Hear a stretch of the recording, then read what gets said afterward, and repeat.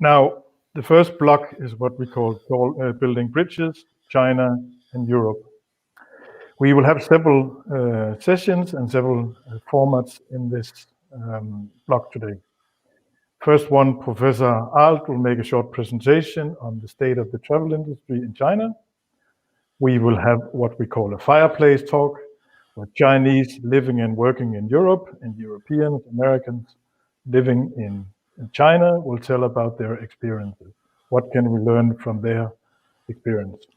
We will have a more analytical approach. Martin Schack will tell us about how he looks at China and China's role in the world. And Shane Dallas will show us great images of China. The first address, Professor Wolfgang Arlt.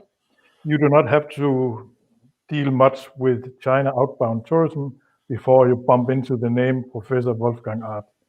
He is extremely well known in the scene when it comes to China and China outbound tourism. Professor Arlt studied in China, he studied in Berlin, he was a professor for tourism management, and he now heads up COTRI, and he is engaged, and COTRI is engaged in research on China and China outbound. Wolfgang, happy to have you with us.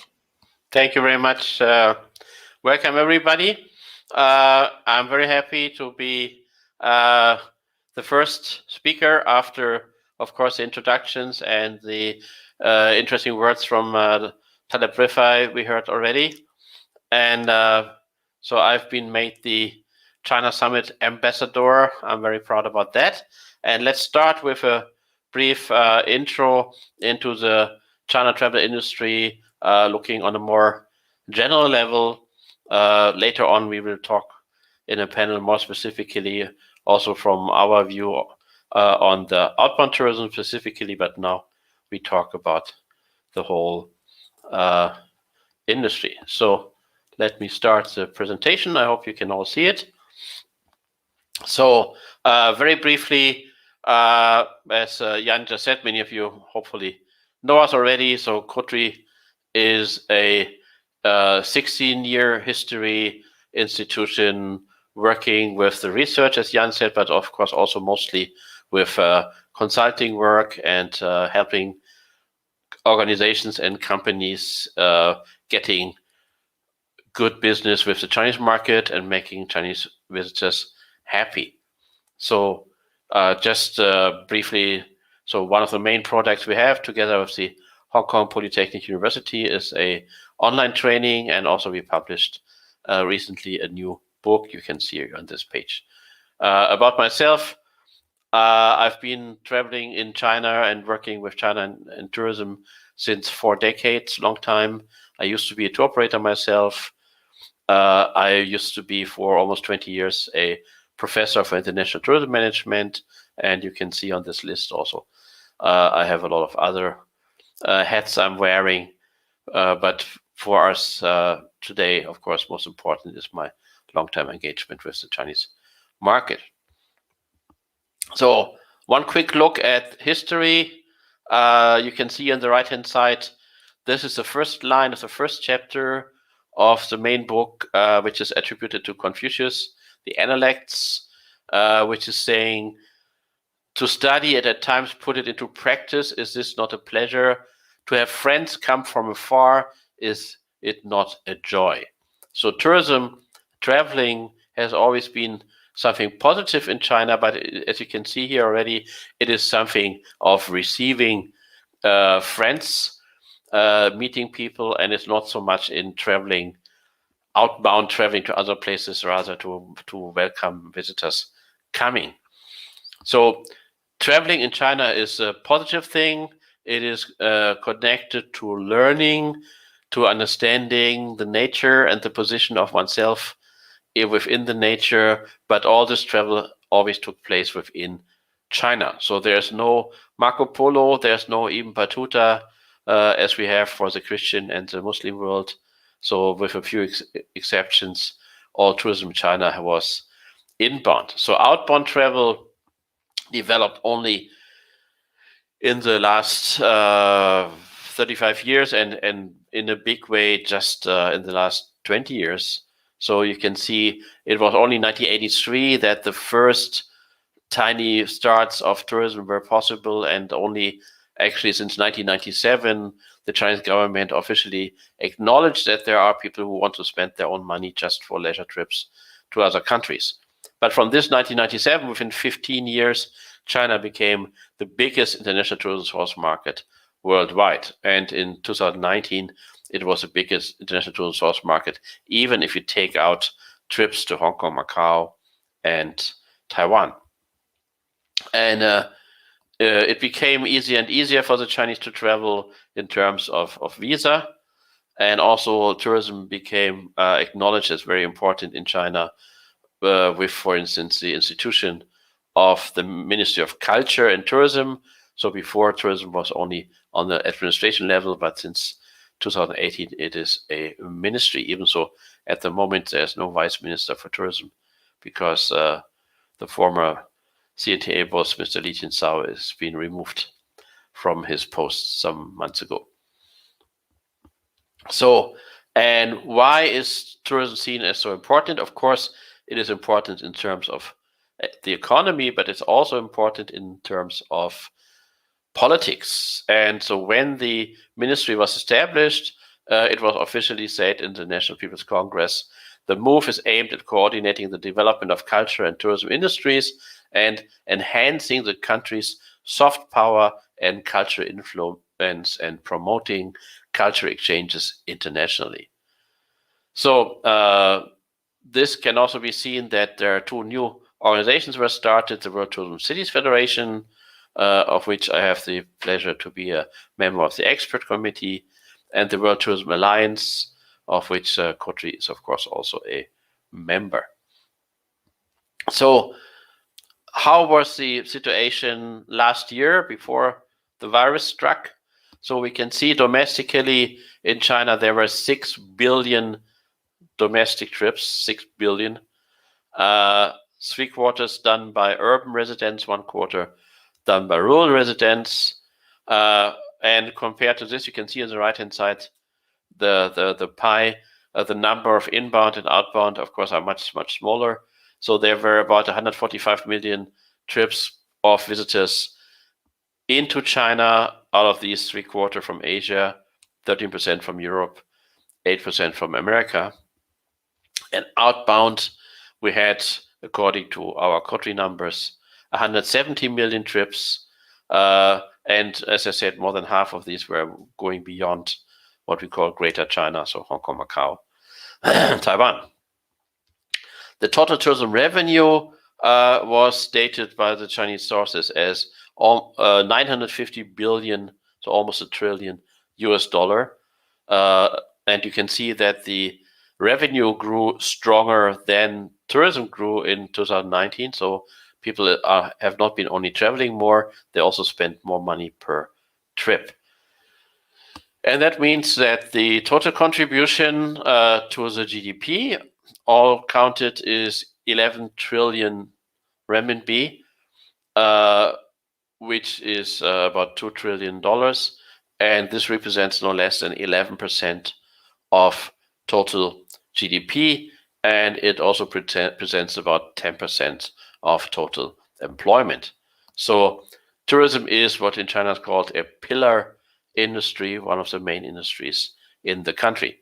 But of course, for people outside of China, mostly outbound tourism is interesting. You can see that in terms of trips, our share is very small. When it comes to spending, of course, the outbound share is bigger, then it's about 1/4 of all spending. So travel industry is more and more dominated by OTAs, by online travel agencies, which are giving the opportunity to book online. We still have the traditional tour operators like CTS and CITS, which are now together at the Hong Kong CTS. And we have wholesalers like Kaiser, U-Tour, GZL, and so on. But more and more people are booking using OTAs. And of course, the biggest one I'm sure you have heard about is Ctrip, which now outside of China is called Trip.com. They have almost 40% of the market, And after that, you have Tunar and Fliggy, which belongs to Alibaba, and many others. Very important point, of course, on everybody's mind is the virus situation. And of course, if you look at these numbers, it's quite impressive to see that on the top half, you can see China. And China, 2 days ago, on October 9th, had actually 206 infected patients, of which 2 were in serious or critical condition. And altogether, China had about 4,600 people who died from the virus. So, and you can see the blue line since April, there have been almost no cases anymore. Compare this, unfortunately, to the world, where we have 8 million currently infected patients, of which 68,000 are fighting for their life in hospitals. And we had altogether almost 30 million cases of the virus in the world. And the most troubling side is on the right-hand bottom. You see the active cases, of course, increasing all over the world. So for China, the virus is over. For the rest of the world, unfortunately not, which is the reason why outbound travel has not yet started again. So domestically, China is already the most active tourism region in the world again. It started already in April, and in May we had the first big numbers of travelers, and also the flights and train services are back to pre-COVID-19 levels. We have fairs taking place. Many people still wear masks, and Taleb Rifai said in the opening that this might become the norm, as in many countries in Asia. For instance, I know when I was living in Japan many years ago, it was very normal that everybody was wearing a mask, especially when they had a cold, not to protect themselves, but to protect the others.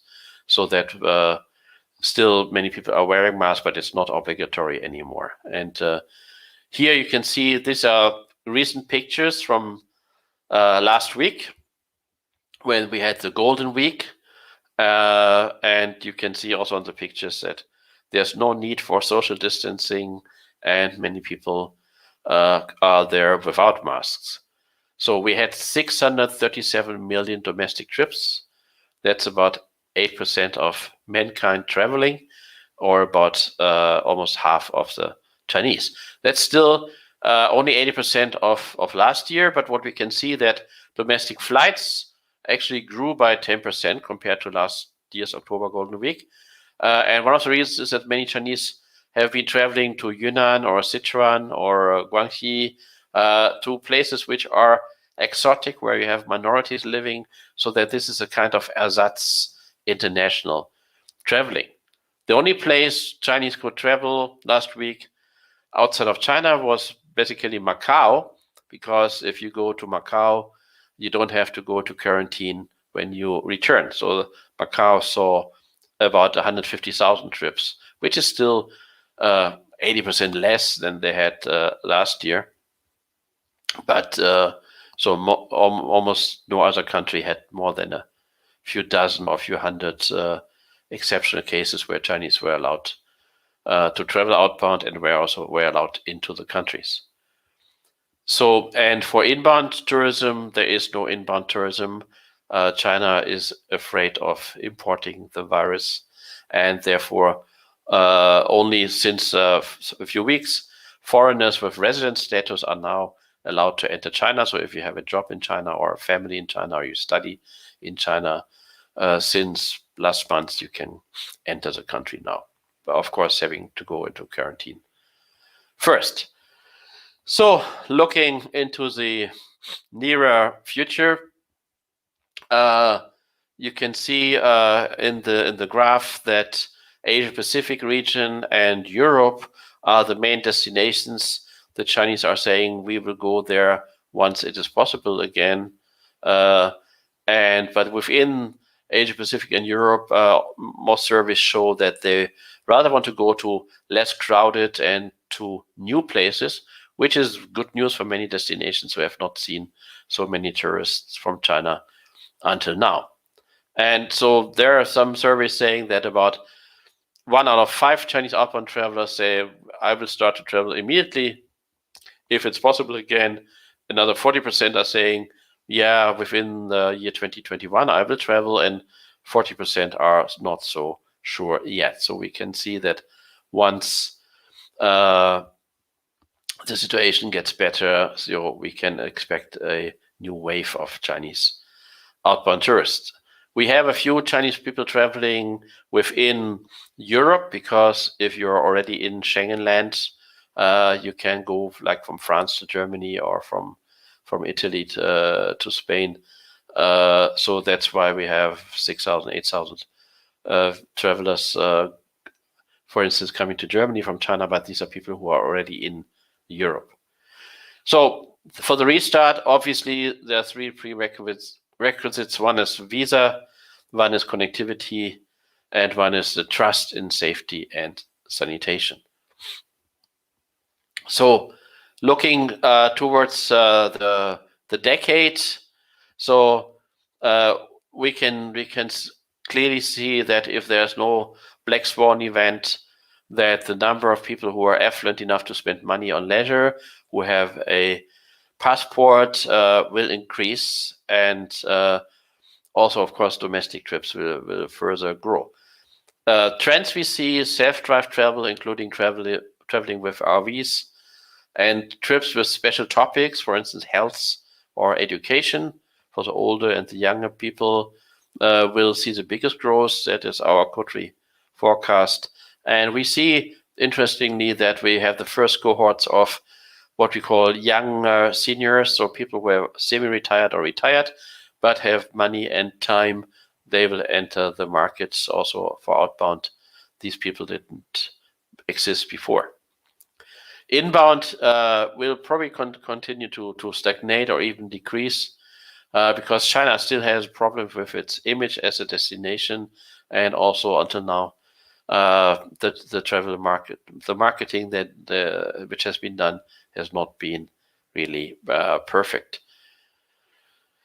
So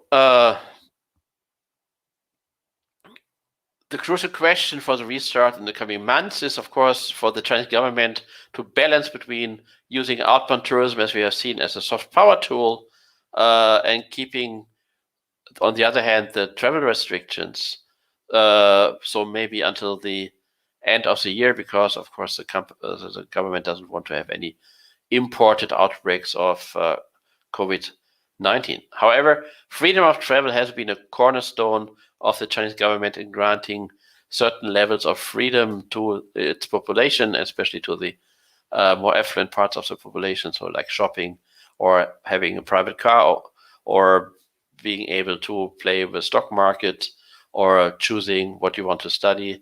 So international travel is something which also the government has to give the opportunity, if possible, to its citizens.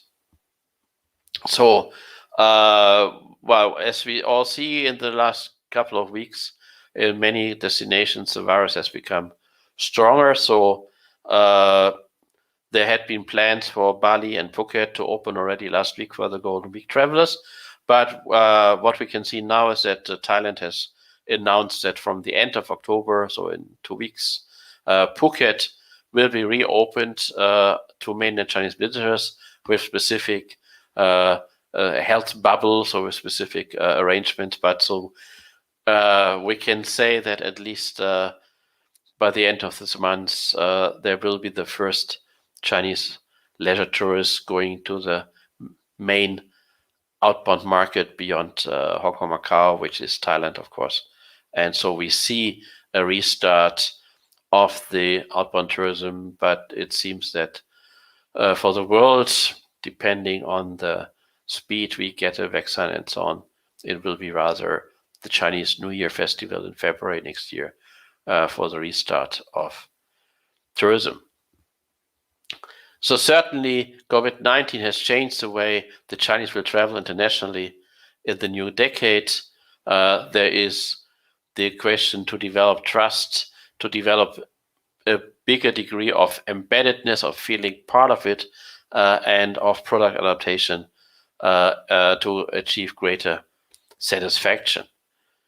So this satisfied customers also will be the base for recommendation marketing using what we call WOM Square, so word of mouth and word of mouse, computer mouse, using KOCs, key opinion customers, rather than KOLs, key opinion leaders, which in China now have been seen also as just being paid for what they're saying, and user-generated content for social media being much more important than just putting messages from the destinations, from the companies on social media, where you can't measure how effective they are. Certainly, recommendation, especially in a country like China, is much more important.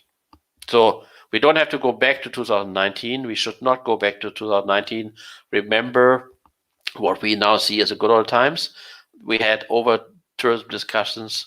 We saw the environmental degradation, and we had in many cases unhappy staff not being fully occupied for 12 months of the year, unhappy locals protesting against too many tourists, and low margins. So if you put satisfaction as the core KPI, we can achieve better results for all stakeholders in the 2020s, especially with the Chinese market. And COTRI has put up a strategy program for destinations and companies we're happy to share with everybody interested. Let me finish by pointing out that what we are doing this week, the China Summit, is a cooperation between BUZZ.travel and the Guangzhou International Travel Fair. And in February next year, February 26th, hopefully we will be able to have a real physical, non-virtual conference happening, which will be organized by COTRI, and which will have the topic of China outbound tourism, and will concentrate not only on Guangzhou and Guangdong, but on the Greater Bay Area. You can see on the left-hand side the map, which includes Hong Kong, Macau, and most of Guangdong province. So that will be hopefully the time when we can all meet again in the flesh in Guangzhou, 26th of February, 2021. So this is the end of my presentation. Thank you very much for your attention. So on Friday, there will be a closing event. So if you have any questions, please send an email to the organizers or also to me at COTRI. And you can see the email address at the bottom. And so for more information, as usual, please subscribe to the COTRI Weekly. It's free for your weekly information on the Chinese outbound market. We recommend our online training and, of course, the new book we just published. Thank you very much, and I wish all of you a successful summit and, of course, a good restart of your China outbound tourism business. Thank you very much. Thank you, Wolfgang. Thank you, Wolfgang. Bunch of information, a lot of numbers, and there's probably a presentation one needs to see again to take in all that detailed information. But a great overview of the status of the Chinese travel industry. Professor Arlt will be back later today. He will lead a panel discussion. He will be introducing, as an ambassador of the summit, a couple of the speakers during the next days. So you'll see more of Professor Wolfgang Arlt. Thank you so much. Thank you. Bye-bye. See you soon.